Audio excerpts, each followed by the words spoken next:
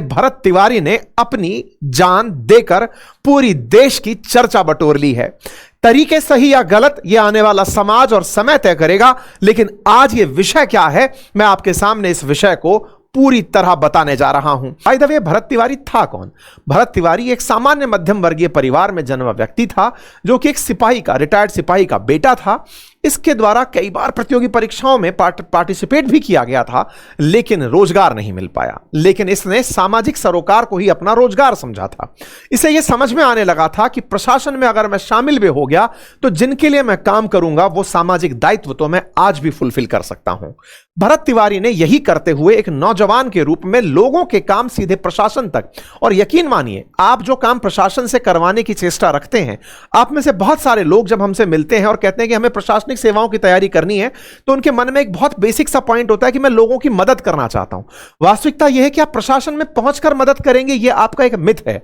आप मदद करना चाहते हैं तो आज भी भरत तिवारी की तरह आप कर सकते हैं।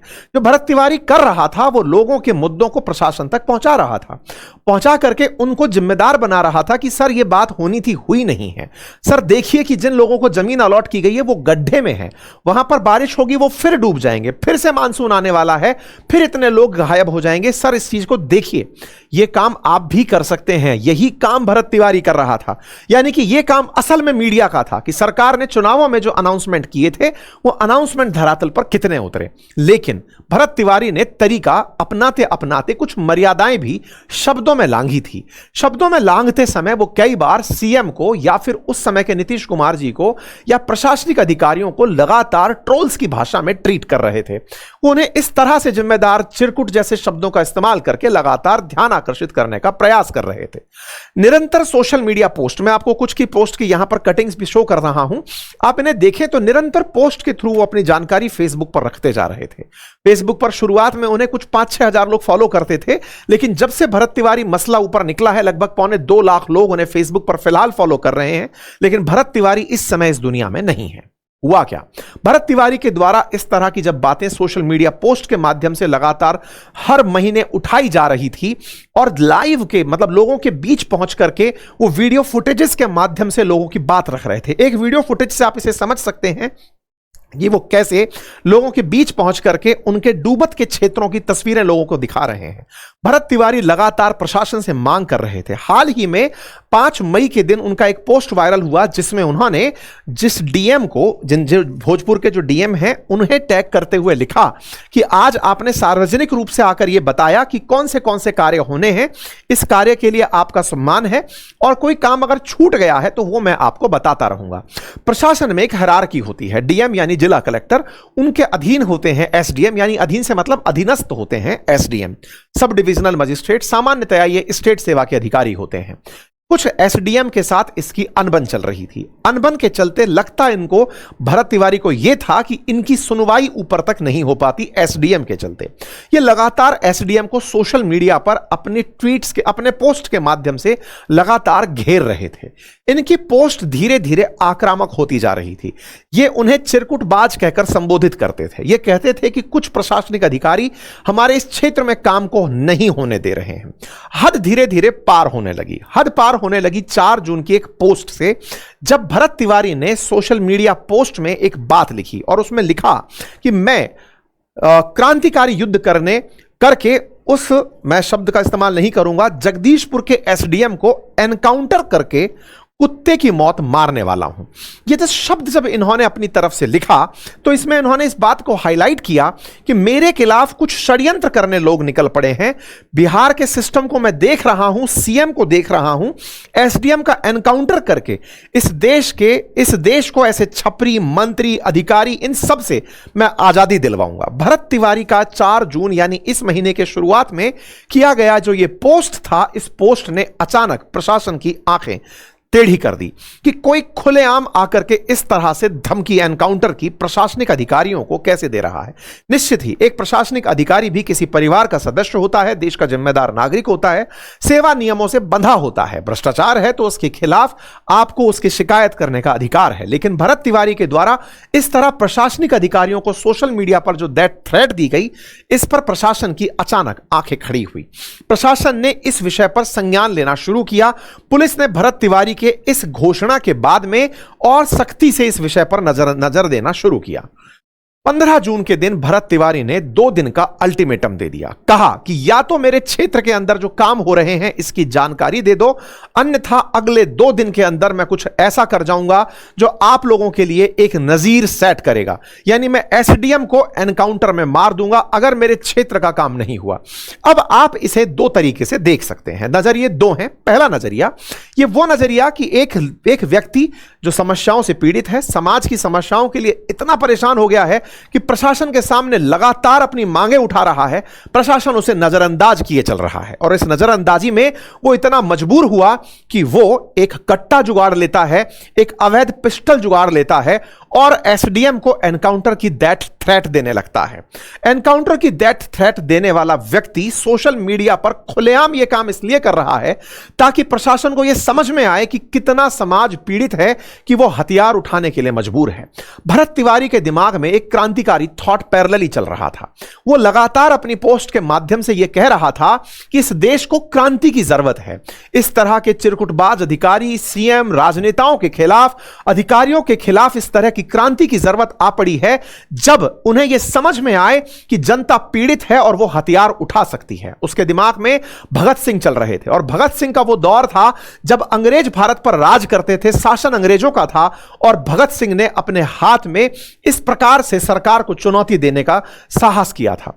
भगत सिंह ने भी जब सरकार को चुनौती दी थी तो भगत सिंह सरकार की नजर में देशद्रोही ट्रीट किए गए, उन्हें क्रांतिकारी नहीं माना गया। भरत का भी यही कहना था कि अगर आज मैं निकल पड़ता हूं, आज की सरकार के लिए मैंने भले ही पिस्टल उठाकर गलत किया हो, लेकिन समाज के लिए अगर मैंने पिस्टल उठाई है तो यह आने वाला समय समझेगा कि पीड़ित होने के बाद मजबूरन लोग इस तरह की हरकत करते हैं। उन्हें जात पात से जोड़कर ना देखा जाए। वीडियो पोस्ट के अंदर भरत तिवारी ने कहा कि केवल शब्दों में ब्राह्मण को ना तलाशा जाए, मैं ओबीसी के साथ हूं, मैं एससी एसटी के साथ हूं, मैं लगातार अपने क्षेत्र के लोगों के लिए सरकार को जिम्मेदार ठहरा रहा हूं। हमारे लोगों के घर डूब गए हैं, आपकी लापरवाही से फिर मानसून आ रहा है, फिर वही सब चीज दोहराई जाएगी और नेता जो हैं वो चिलम गांजा फूंक करके कहेंगे कि हमने राज के लिए यह सब कर दिया। भरत तिवारी अकाउंटेबिलिटी, लोकतंत्र के अंदर जब आप कहते हैं जनता का, जनता के द्वारा जनता के लिए शासन, तो यह जनता अकाउंटेबिलिटी चाह रही थी कि सरकार करे, लेकिन न्याय की मांग भरत तिवारी ने अपने हाथ में ले ली। सवाल है कि जब न्यायपालिका है तो तुलना है कि अंग्रेजों के समय पर भी न्यायपालिका हुआ करती थी। सवाल है कि पुलिस है तो पुलिस तो अंग्रेजों के सामने भी हुआ करती थी, लेकिन उस समय भी भगत सिंह ने जब अपने हाथ में क्रांति का कदम उठाया, बिगुल बजाया, तो यह तौर था उनका सोचने का कि सरकारों को जिम्मेदार कैसे ठहराया जाए। भरत तिवारी ने जो किया उसका समय और निर्णय समाज करेगा, न्यायपालिका करेगी। विषय वस्तु पर फिर लौटते हैं।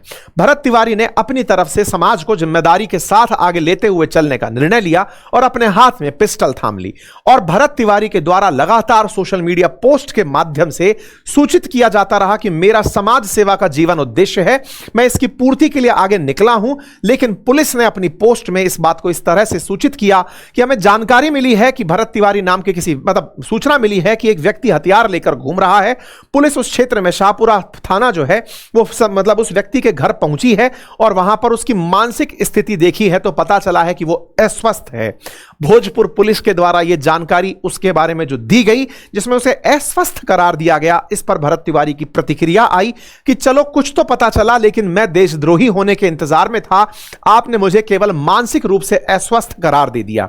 अगर समाज का मुद्दा उठाना अस्वस्थ करार देना है तो चलिए कुछ तो मैं आपकी नजर में आया। लेकिन इस बीच में एक वीडियो निकल कर आता है, क्योंकि भरत तिवारी अपने हर इंसिडेंट को फेसबुक पर लाइव कर दिया करते थे। तो जब शाहपुरा पुलिस उनको गिरफ्तार करने और उनकी पिस्टल को पकड़ने के लिए पहुंची तो उस दिन का एक वीडियो बाहर निकल कर आया। यह 15 जून की बात है। 15 जून के दिन जब पुलिस भरत तिवारी के घर पहुंची तो वह अपने हाथ में पिस्टल लहरा रहे हैं, लेकिन पुलिसकर्मी भी अपने हाथ में पिस्टल लेकर के उसका घेराव कर रहे हैं। यह ऐसा दौर था जो कैमरे पर कैद हो रहा था। देखकर 2 नजरिए बन रहे थे। पहला कि भरत तिवारी पुलिस की तरफ बंदूक करके खड़े हैं और दूसरा यह कि पुलिस भी उनकी तरफ बंदूक करके खड़ी है, अर्थात एसडीएम को एनकाउंटर की धमकी देने पर पुलिस उनका एनकाउंटर करने आ चुकी है। इस तरह का दृश्य देखने को मिला। लेकिन इसी बीच में भरत तिवारी के खिलाफ मीडिया में एक चर्चा बनती है कि पुलिस को बंदूक दिखाने वाला यह व्यक्ति कौन है। विषय वस्तु में बंदूक दिखाना हेडलाइन बनती है, लेकिन इस विषय के पीछे भरत तिवारी ने समाज के लिए जो बीड़ा उठाया हुआ था, एक मजबूर व्यक्ति व्यक्ति था यह कहीं पीछे छूट जाता है। लेकिन भरत तिवारी यहीं नहीं रुकते हैं। वो लगातार उन्हें पुलिस उनकी जगह पर हाउस अरेस्ट कर देती है और उनके घर के बाहर की कुछ तस्वीरें आती हैं जिसमें पुलिस भरत तिवारी के द्वारा शूट किए गए वीडियो में भागती हुई दिखाई देती, भागती मतलब गाड़ी ले जाके जाती हुई दिखाई देती है। खैर, यह सब चलता रहा। 16 जून के दिन भरत भूषण तिवारी की गिरफ्तारी और अवैध हथियार बरामद करने के लिए 17 जून की सुबह करीब 5:10 पुलिस टीम बिलौटी गांव स्थित उनके घर पहुंचती है। एफआईआर की संख्या कांड संख्या 759/26 के तहत पुलिस टीम 16 जून की सुबह 4:40 पर भरत तिवारी की गिरफ्तारी के लिए बिलौटी गांव में जो उनका घर है वहां पहुंचती है। पुलिस का कहना है कि सुबह लगभग 5:10 पर दरवाजा खुलवाने पर भरत तिवारी पुलिस को देखते ही आक्रामक हो गया और उस पर पिस्टल तान दी। इसके बाद पुलिस ने दरवाजा बंद कर दिया। आरोप है कि भरत घर की छत पर चढ़ गया, वहां से पुलिस टीम पर फायरिंग शुरू कर दी, जिसके बाद पुलिस कर्मियों ने सुरक्षित पोजीशन लेकर अपना बचाव किया। एफआईआर में भरत भूषण के साथ साथ उसके पिता काशीनाथ तिवारी और भाई चंदन तिवारी को भी आरोपी बनाया गया। तत्कालीन मामला थाना अध्यक्ष राजेश मालाकार के बयान दर्ज किए गए और इसकी जिम्मेदारी एक ASI assistant sub inspector Babita Devi को सौंप दी गई। एफआईआर में यह भी कहा गया कि पूछताछ के दौरान भरत के पिता और भाई ने उसके पास हथियार होने की जानकारी पुलिस से छिपाई थी, जबकि वास्तविकता यह थी कि वो सोशल मीडिया पर इन्हीं तस्वीरों को बार बार डाल रहा था कि मैं एनकाउंटर करूंगा, अदरवाइज मेरे क्षेत्र में काम करिए। बीते 1 साल से लगातार प्रशासन को जिम्मेदार ठहराते एक व्यक्ति ने अपने हाथ में हथियार उठा लिया। यह व्यक्ति की मानसिक स्थिति है या समाज की विकृति की उसने प्रशासन की वजह से एक व्यक्ति को हथियार उठाने के लिए मजबूर कर दिया। यह आने वाला समय तय करेगा, आप तय करेंगे कि यह कितना सही कितना गलत। लेकिन भरत तिवारी ने 17 जून के दिन पुलिस सिस्टम को अपनी तरफ से यह जानकारी देते हुए कहा कि आप लोग क्रांतिकारियों के जन्म से पीड़ित हो चुके हैं। मैं अपनी तरफ से जो काम करने जा रहा हूं वो पूरी तरह से मेरी मांगों की पूर्ति है। लेकिन अगले ही दिन भरत तिवारी को अरेस्ट करने जब पुलिस पहुंचती है, भरत तिवारी फिर से लाइव होते हैं और लाइव होकर के पुलिस के सामने अपनी पिस्टल को सुपुर्द कर देते हैं। कहने लगते हैं कि पहले बताइए कि आप मेरी कौन सी मांग पूरी करने वाले हैं। मांग की पूर्ति के लिए वो डिमांड करते हैं। जब मांग पूरी करने के नाम पर पुलिस अधिकारी उनसे कहते हैं कि ठीक है, आप पहले पिस्टल रखिए, तो भरत तिवारी कैमरे के सामने अपनी पिस्टल को पुलिस के नजदीक फेंक देते हैं। इतना नजदीक कि पुलिस जब चाहे उस पिस्टल को अपने कंट्रोल में ले सकती है। लेकिन वीडियो जैसे ही पॉज होता है, पता चलता है कि भरत तिवारी को पुलिस ने एनकाउंटर में मार दिया। पुलिस की रिपोर्ट में कि उसके पैर में गोली मारी गई, अस्पताल में पता चला कि वो मृत हो गए हैं। चर्चा निकलती है, सवाल उठते हैं कि जब पिस्टल पुलिस की तरफ भरत तिवारी ने फेंक दी, पुलिस जिसे अपने हाथ में कंट्रोल में ले सकती थी, उसे कैसे एनकाउंटर कर दिया गया। पुलिस ने जवाब दिया है कि भरत तिवारी फिर से पिस्टल लेने के लिए दौड़ा था, पुलिस पर फायरिंग का प्रयास किया था, तो आत्मरक्षा में पुलिस के द्वारा यह कदम उठाया गया। अगर आप इस वीडियो को खुद देखेंगे, इस क्लिप को खुद देखेंगे, तो जज कर जाएंगे कि यहां पर क्या सही और क्या गलत। इसीलिए इस विषय पर न्याय की मांग उठने लगी, लोग प्रोटेस्ट करने के लिए उतरने लगे। पुलिस के द्वारा 17 जून के दिन जब उसे गोली मारी गई, पुलिस की गोली चलने से सुबह 10 बजे पता चलता है कि भरत की मौत हो जाती है। जब यह बात निकल कर आती है तो भरत तिवारी की मौत पर 18 जून सुबह 8:30 बजे उसके परिवारजन राष्ट्रीय राजमार्ग पर उसका शव रख करके पुलिस के द्वारा की गई इस हत्या के खिलाफ एफआईआर दर्ज कराने के लिए सड़क पर उतर पड़ते हैं। जब सड़क पर उतरते हैं, मौत की जिम्मेदार पुलिस को ठहराते हैं। परिजनों के द्वारा नेशनल हाईवे को रोककर प्रोटेस्ट किया जाता है। समाज के वो लोग जो भरत तिवारी के इस कार्य से प्रभावित थे, वो उसके पक्ष में आकर बयान देने लगते हैं और बयानों में यह बात निकल कर आती है कि पुलिस के द्वारा भरत तिवारी को मारा गया है। वहीं लगातार पुलिस उसके पुराने अपराधों को, उसके द्वारा किए गए कारनामों को, कि उसने समाज में, उसने सरकार को राजकार्य में बाधा पहुंचाई, तमाम प्रकार के मुकदमे दर्ज करके अपनी फाइल को मोटा करने में बिजी थी। पुलिस लगातार बताने में बिजी थी कि 24 मार्च को भी पुलिस ने जमीन के साथ एक विवाद में उसके खिलाफ केस दर्ज किया था। लेकिन सवाल वहीं की वहीं खड़े थे कि भरत तिवारी ने जब पिस्तल फेंक दी थी तो उस पर गोली क्यों चलाई गई। और जब बात पुलिस की एफआईआर में भरत की ओर से 10 से 12 राउंड फायर करने की है, तो घटना स्थल पर सिर्फ 2 खोखा ही बरामद क्यों हुए। पुलिस की एफआईआर की प्रति में यह बात साफ है कि जैसे ही पुलिस का एक जवान भरत भूषण तिवारी के फेंके गए पिस्टल को जब्त करने हेतु आगे बढ़ा, तभी भरत भूषण तिवारी ने तेजी से दौड़कर लपक कर अपना पिस्टल उठा लिया और पुलिस के लक्ष्य पर 2 फायर किए। यह बात लोगों को हजम नहीं हो रही है। विधि विज्ञान प्रयोगशाला की भोजपुर टीम द्वारा घटनास्थल पर पहुंचकर घटनास्थल का विस्तृत निरीक्षण किया गया। घटनास्थल से 7.65 बोर का, 0.2 खोखा, 7.65 बोर का एक लोडेड पिस्टल, जिसे खोलने पर मैगजीन में 7.65 बोर के 2 जिंदा गोली लोड किया गया, पाया गया। मुठभेड़ पे इस पूरे घटनाक्रम में भरत भूषण तिवारी द्वारा अपने हाथ में लिए अवैध पिस्टल से 10 से 12 चक्र फायर किए गए। पुलिस द्वारा आत्मरक्षार्थ एवं जन सुरक्षार्थ कुल 5 चक्र फायरिंग की गई। इस प्रकार का मामला पुलिस ने अपने बयान में दर्ज किया, लेकिन इस मामले की सत्यता लोगों को पच नहीं रही थी, क्योंकि वीडियो में सब कुछ प्रत्यक्ष था कि यह संभव नहीं कि इतना दूर पिस्टल फेंकने पर जो पुलिस के नजदीक पहुंच गई पिस्टल है, और उसमें भी अगर फायरिंग की बातें कही गई हैं तो वो कहीं से कहीं तक नहीं है।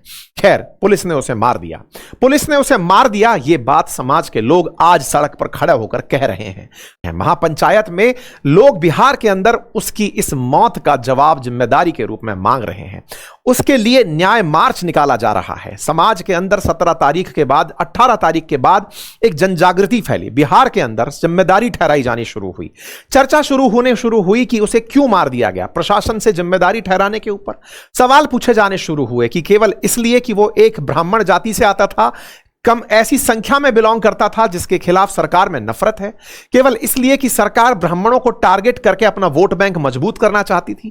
क्या ब्राह्मणों को इसलिए निशाना बनाया जाना शुरू हुआ क्योंकि सरकार के नैरेटिव में यह फिट बैठता है कि सरकार ओबीसी, एससी, एसटी के साथ में रहकर ब्राह्मणों को गोली मार सकती है। 90 बनाम 10 की राजनीति में, क्योंकि कांग्रेस भी 10 बनाम जब 90 की बातें बोलती है तो उसे भी यह हिट करता है कि चलो अच्छा है, यादव राजनीति हो, मुस्लिम राजनीति हो, सबके लिए आसानी से ब्राह्मण को टारगेट किया जा सकता है। सवाल पूछे जाना शुरू हुए। जब सवाल पूछे जाना शुरू हुए तो भाजपा के ब्राह्मण नेता बाहर निकल कर आए और उन्होंने इसके लिए सरकार से कहा कि जिम्मेदारों को आप सजा दिलवाइए, क्योंकि सरकार से ही सवाल पूछे जाने शुरू हो गए हैं। ऐसे में अश्विनी चौबे का बयान वायरल होने लगा। जाति से ऊपर उठकर के लोग, राजनीतिक दलों से ऊपर उठकर के लोग जिम्मेदारों को सजा दिलाने के लिए देश भर में बाहर निकलने शुरू हुए। तमाम प्रकार के धर्मावलंबी, कथावाचक सभी लोग अपनी अपनी राय रखना शुरू हुए कि अगर सिस्टम से इस प्रकार की हरकतें होंगी। सवाल पूछे जाने शुरू हुए, लेकिन एक सवाल और पूछा जाना शुरू हुआ कि अगर इस तरह से पिस्टल हाथ में लेकर के अगर कोई व्यक्ति इस तरह की हरकत करेगा तो उसे कितना ठीक ठहराया जाएगा। निश्चित ही, लेकिन इसका जिम्मेदार कौन है यह आने वाला समय तय करेगा कि सिस्टम ने भरत तिवारी के हाथ में बंदूक पहुंचाई थी या भरत तिवारी की बंदूक ने उसे एनकाउंटर तक। यह सवाल तो आप और हम आने वाले समय में जब व्याख्या करेंगे तब तय करेंगे, लेकिन आप इस विषय को समझ चुके हो तो अपनी राय कमेंट बॉक्स में अवश्य दीजिएगा। फिलहाल के लिए बिहार सीएम ने 20 जून के दिन जुडिशियल इंक्वायरी के लिए आदेश दे दिए हैं। साथ ही साथ में सम्राट चौधरी जी ने अपनी तरफ से सेवानिवृत्त न्यायाधीश के समक्ष इसके निष्पक्ष जांच हेतु बात रख दी है। 22 जून को एडीजी लॉ एंड ऑर्डर ने अपनी तरफ से इसकी गलती मानी।